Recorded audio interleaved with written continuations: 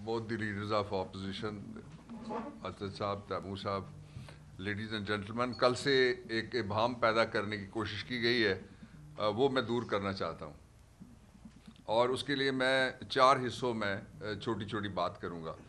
سب سے پہلا تو یہ ہے کہ پاکستان ایک ایسی ریپبلک ہے جس کے اندر 3 طرح کی سروسز ہیں. ایک اسینشل سروسز, لازمی سروسز, ان کا اپنا کوڈ ہے جس کو آپ آرمی ایکٹ کہتے ہیں. دوسرا سول سروس, سول سروس میں بیوروکریسی آتی ہے فیڈرل یا سینٹرل, اور پروونشل نوکریاں بھی اسی کے اندر آتے ہیں. اور تیسرا جو ہے وہ ہے جوڈیشل سروس. ان تینوں کے اندر اپنے اپنے سفیر کے اندر اپنے اپنے محکموں کا وہ احتساب کرتے ہیں.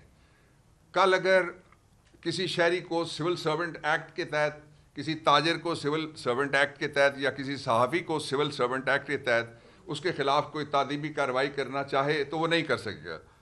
جو سرکاری نوکری میں موجود نہیں ہے, سویلین نوکریوں والے ہیں, ان کے خلاف بھی کارروائی نہیں کی جا سکتی. اسی انالوجی کے اوپر جو پاکستان کے سویلین ہیں ان کے خلاف آرمی ایکٹ کے تحت کوئی کارروائی نہیں کی جا سکتی سرے سے. اس کے لیے آئین کے اندر 3 آرٹیکلز موجود ہیں. آرٹیکل 4 ہے, آرٹیکل 9 ہے, اور آرٹیکل 14 ہے. اور اس کے بعد جو پاکستان کے اندر ایک فیصلہ موجود ہے, سپریم کورٹ آف پاکستان کے 5 ججز کی ایک ججمنٹ موجود ہے. آج بھی وہ موجود ہے جب میں آپ سے بات کر رہا ہوں, میرے ساتھی آپ کے ساتھ بات کر رہے ہیں. اور اس ججمنٹ میں یہ کہا گیا ہے کہ پاکستان میں ملٹری ٹرائل کورٹس نہ بنائے جا سکتے ہیں, نہ چلائے جا سکتے ہیں, اور نہ ہی مقدمات وہاں پہ سویلینز کے ان کی سماعت کی جا سکتی ہے. یہ کیوں ایسا کہا ہے سپریم کورٹ آف پاکستان نے؟ میں اس مرحلے پہ یہ بھی کہنا چاہتا ہوں کہ جو کچھ جو ہماری کانسٹیٹیوشنل کورٹ کے 6 فاضل ممبران ہیں, ان کے پاس جو یہ کہا گیا تھا کہ ان مقدمات کا فیصلہ ہونا چاہیے, وہ بھی غلط تھا. اس لیے کہ پچھلے چیف جسٹس نے جب اپنے سے پچھلے چیف جسٹس کے فیصلوں کے بارے میں اظہار رائے کرنا تھا تو ان کو نئے بینچ بنانا پڑے, اور ان کے ذریعے سے فیصلے انہوں نے پہلے انڈو کیے, اس کے بعد کارروائی آگے بڑھ سکتی تھی. تو جو پچھلا فیصلہ ہے 5 ججز کا, وہ آج بھی موجود ہے, اور اس کی روشنی میں یہ الٹرا کانسٹیٹیوشنل ٹرائلز ہوئے ہیں سارے, اور ماورائے آئین ٹرائلز ہوئے ہیں سارے, اور ایک طرح سے یہ ایک متبادل عدلیہ کھڑی کی گئی ہے پاکستان کے اندر کہ جو اپنی مرضی سے ٹرائل کرے گی. دوسرا میں جو ابہام دور کرنا چاہتا ہوں وہ یہ ہے کہ ٹرائل کا مطلب کیا ہے. ایک ظالم ہوتا ہے, ایک مظلوم ہوتا ہے, ایک غائب ہوتا ہے, دوسرا اس کے گھر والا ہوتا ہے, ایک چور ہوتا ہے, دوسرا مدعی ہوتا ہے. جب پرچہ ایک دفعہ درج ہو جائے تو ضابطہ فوجداری جو جنرل لا ہے وہ حرکت میں آتا ہے, پاکستان کا عمومی قانون وہ حرکت میں آتا ہے. میں سمجھانا چاہتا ہوں اپنے آپ کو بھی اور باقی پاکستانیوں کو بھی. اور اس میں سب سے پہلے ایف آئی آر ہوتی ہے. ایف آئی آر میں اگر ایس ایچ او پیسے لے لے, ایس ایچ او ڈر جائے, ایس ایچ او بک جائے یا بھاگ جائے یا دوسری پارٹی سے مل جائے, تو جتنے بھی صوبے ہیں, 4 صوبوں نے اپنے قوانین بنائے ہوئے ہیں. آئی سی ٹی میں ایک فیڈرل لا موجود ہے, اس کو کہتے ہیں پولیس ایکٹ. اس کے نیچے آپ نیا تفتیشی لگوا سکتے ہیں. آپ ایک ضلع سے دوسرے ضلع میں تفتیش تبدیل کروا کے لے جا سکتے ہیں, بلکہ صوبے سے باہر بھی گئی ہیں تفتیشیں. ایک بات. اس کے بعد تفتیشی کیا کرے گا؟ دفعہ 172 گارنٹی کرتا ہے کہ وہ روزانہ تفتیش کرے, اور جو کچھ وہ لکھے گا, جو کچھ وہ معلوم کرے گا, اس کو وہ ایک خاص رجسٹر ہے جس کے اندر وہ لکھے گا, تھانے کا رجسٹر ہے پولیس آرڈر کے نیچے. اس کے بعد پھر چالان پیش ہوگا, اور 17 دنوں کے اندر جو الزامات ہیں ان کی فہرست جائے گی عدالت میں. 190 ہے دفعہ. اس کے نیچے عدالت اپنا جوڈیشل مائنڈ لگائے گی, اور اپنا ذہن لگانے کے بعد عدالت سوچے گی کہ میں اس کو چارج کروں, اس پہ فرد جرم لگتی ہے یا اس پہ فرد جرم نہیں لگتی. اس کے بعد پھر گواہی آتی ہے. اس کے اوپر جو کوالیفائڈ وکیل ہیں, اور کوالیفائڈ وکیل صرف ایک جگہ سے نہیں 5 جگہ سے ہوتے ہیں. 4 پاکستان کے اندر نہیں بلکہ 5 ہائی کورٹس ہیں. لوور کورٹس کے سارے وکیل وہاں سے کوالیفائی کرتے ہیں, لائسنس جاری ہوتا ہے. سپریم کورٹ میں جو اے ایس سی ہے یا سینئر اے ایس سی, وہ سپریم کورٹ اس کو پاکستان بار کونسل کے ذریعے سے لائسنس ملتا ہے. تو یہ جو اس کے متبادل جو نظام ہے, آرمی ایکٹ ہمارا جو ہے 50s والا, ہم نے سارے لاز, یہ ضابطہ فوجداری بھی ہم نے آپٹ کیے ہیں. یہ گورے کے زمانے کے بنے ہوئے اکثر قوانین ہیں, ساری دنیا میں ایسے ہی قوانین ہیں. جو اس قانون کے نیچے جاتے ہیں جب آپ, تو سب سے پہلے مدعی کون ہے؟ اس محکمے کا بندہ. اس کے بعد ایف آئی آر درج کرنے والا یا کمپلینٹ لکھنے والا کون ہے؟ اسی محکمے کا بندہ. اس کے بعد گواہ کون ہے؟ اسی محکمے کا بندہ. اس کے بعد مدعی کا وکیل کون ہے؟ اسی محکمے کا بندہ. اس کے بعد دفاع کا وکیل کون ہے؟ اسی محکمے کا بندہ. اس کا ایکسٹرنل ایکشن کا آرٹیکل 14 ہے، اس میں 5 شرائط لکھی ہوئی ہیں کہ فیئر ٹرائل ہم کس کو کہیں گے. سب سے پہلے یہ ہے کہ فیئر ٹرائل عام عدالت کرے گی، ملٹری ٹرائبونل نہیں کرے گا، نمبر 1. دوسرا یہ ہے کہ جج اہل ہوگا. اہل کا مطلب یہ کہ اس نے LLB کیا ہوا ہوگا، کسی بار میں کسی کے پاس وہ جونیئر رہا ہوگا، عدالتوں میں وہ پیش ہوا ہوگا اور کسی کو وہ جا کے جرح کرنے کے قابل ہوگا. یہ تیسری بات.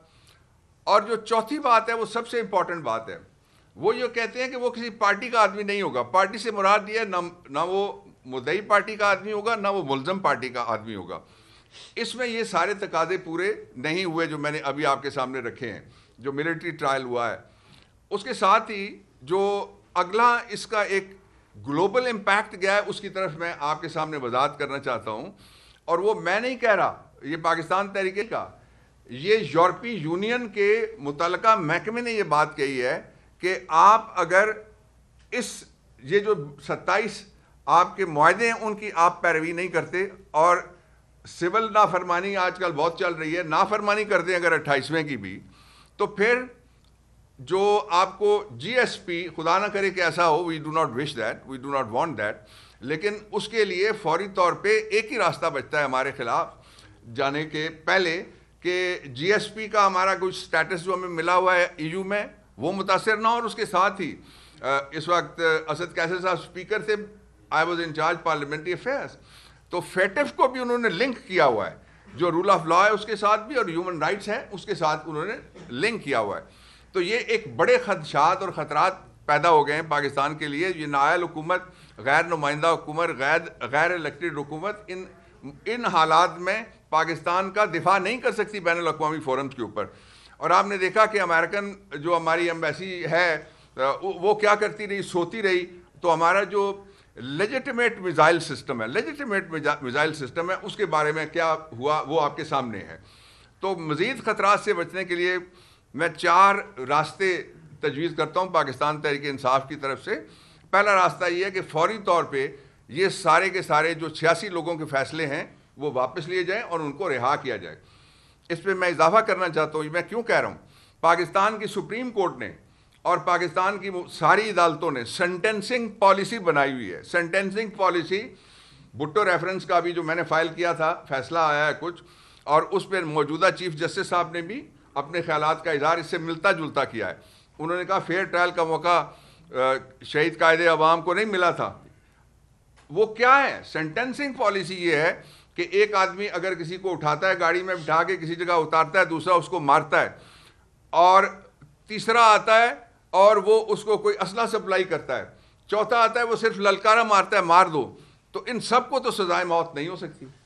تو کیا کسی کو معلوم ہے کہ کیا سینٹینسنگ پالیسی تھی جس کے نیچے 2 سال کی سزا بھی ہوئی ہے، 3 سال کی بھی سزا ہوئی ہے، 4 سال کی بھی سزا ہوئی ہے، 6 سال کی بھی سزا ہوئی ہے اور 10 سال کی بھی سزا ہوئی ہے. جو 10 سال کی سزا ہے عملاً اس کو عمر قید کہتے ہیں، یہ لائف امپریزنمنٹ ہے، وہ بھی کاٹتے تقریباً 8.5 سال کے قریب ہیں. اور یہ جو حالات ہیں ان کے اندر بہت خطرات پاکستان کے لیے بین الاقوامی طور پہ ریجیکشن آئی ہے، برطانیہ سے ریجیکشن آئی ہے، امریکہ سے، اور ہیومن رائٹس کے جتنے بڑے ادارے ہیں سب اس کے خلاف ہیں. دوسرا راستہ جو آپ کے سامنے ہے، اگر آپ چاہتے ہیں کہ کوئی نارملسی آئے ان حالات کے اندر، تو وہ راستہ یہ ہے کہ آئین کا آرٹیکل نمبر 13 ہے اور 403 ہے ضابطہ فوجداری کی ایک دفعہ، ان دونوں کی موجودگی میں آپ ڈبل جیپرڈی کسی کے 2 ٹرائل نہیں کر سکتے. پاکستان تحریک انصاف کے حوالے سے آپ نے راہ والی اور میاں والی دونوں کا فیصلہ کر دیا، آپ نے پنڈی اور لاہور کا فیصلہ کر دیا، آپ نے فیصل آباد اور گجرانوالہ کا فیصلہ کر دیا، آپ نے سرگودا میں چلے میاں والی والے کیسز وہ فیصلہ ہو گیا.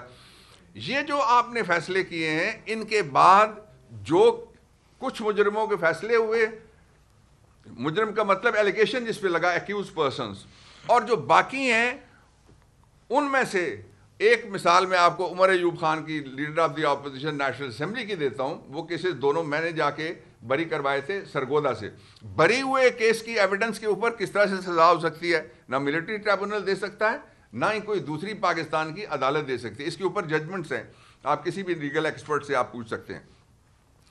تیسرا جو راستہ ہے وہ یہ ہے کہ پاکستان کے اندر اس وقت ایک ایسا پارلیمنٹیرین بیٹھا ہوا ہے جو سینیٹر ہے، اور مجھ سے بات کر رہے تھے leader of the opposition senate کچھ دن پہلے ان کے لیے، اور اس سے کچھ دن پہلے ہم نے جا کے ان کی پروڈکشن آرڈر کے لیے درخواست دی تھی. پٹیشننگ کی رولز کے اندر یہ گنجائش موجود ہے. ابھی تک اس کے اوپر ہمارے چیئرمین صاحب سو رہے ہیں. میں ان کو جگانا چاہتا ہوں اور ان سے میں یہ مطالبہ کرتا ہوں کہ جاوید ہاشمی کیس کی روح سے کوئی سیٹ خالی نہیں رکھی جا سکتی. پنجاب کے لوگوں کو آپ کیوں سزا دے رہے ہیں کہ وہ اگر انہوں نے ایک سیاسی بات کی، ایک احتجاج کیا یا کوئی بیان جاری کیا یا کوئی پوسٹ لگائی، اس کے نتیجے میں کہ ایک سینیٹر ہے اس کو آپ سینٹ میں ہی نہیں آنے دے رہے، اور ایک سینیٹر ہے اس کو آپ سامنے نہیں آنے دے رہے. اور چوتھا اس کا راستہ یہ ہے، اور سب سے بڑا راستہ یہ ہے کہ جتنے کیسز ہیں وہ سارے وڈرا کیے جائیں. میں آپ کو اس کی مثال دیتا ہوں. 9 مئی کا بڑا آخری میں اپنے سپیل پہ آ گیا، جو 9 مئی کا بڑا ذکر کیا جاتا ہے. 9 مئی شروع ہوتا ہے صبح 9:30 بجے، جب ایک سابق وزیر اعظم ایک عدالت سے اغوا کر لیا جاتا ہے. کیا یہ معلوم کرنا ضروری نہیں ہے کہ اغوا کار کون تھا اور کیوں اغوا کیا گیا؟ سپریم کورٹ اس کو برآمد کراتی ہے، سپریم کورٹ اس کو ریلیز کرنے کا آرڈر کرتی ہے. اس کی تحقیقات کرنی چاہیے. ایک فریق یہ کہتا ہے گولی کیوں چلائی، ہم کہتے ہیں. دوسرا فریق کہتا ہے گولی چلی ہی نہیں ہے. اس کو آپ کس طرح سے طے کریں گے؟ کسی بحث مباحثے میں، کسی ٹیلی ویژن شو میں، کسی چیٹ شو میں نہیں ہو سکتا. اس کے لیے بھی آپ کو صرف ایک ہی راستہ ملتا ہے جو میں آخری راستہ تجویز کر رہا تھا، کہ 9 مئی کے لیے بھی اور جو 26/11 ہے، ان دونوں کے لیے آپ سپریم کورٹ آف پاکستان کے ججز کے نیچے ایک independent judicial court of inquiry بنائیں گے، اور وہ جو کمیشن آف انکوائری ہے یا کورٹ آف انکوائری ہوگی وہ یہ طے کرے گی کس کی ذمہ داری ہے، کس نے مارا، کون مارا، کیوں مرا، گولی کیوں چلائی. اور آخری بات اس پہ جو میں کہنا چاہتا ہوں، یہ جو میں بات ابھی کر رہا تھا اس کی مثال پاکستان کے اندر موجود ہے. آپ کو یاد ہے جب اے پی ایس کا پشاور میں سانحہ ہوا تھا تو اس وقت عمران خان نے اپنا دھرنا ختم کر دیا تھا، اور اس کی بنیاد کیا بنی تھی؟ اس کی بنیاد اس وقت کے چیف جسٹس کا یہ بیان تھا کہ آپ میرے جو کیمپس ہے یا میری جو بلڈنگ ہے اس کے باہر آپ بیٹھے ہوئے ہیں شاہراہ دستور کے کونے پہ، آپ اندر آ جائیں. اور ایک کمیشن بنا تھا اور اس نے دھاندلی کی تحقیقات کی تھی. تو ناانصافی مزید ناانصافیوں کو جنم دے گی، مزید احتجاج کو جنم دے گی، اور مزید بے چینی کو جنم دے گی. عدم استحکام کو جنم تو دے سکتی ہے، استحکام واپس نہیں لا سکتی.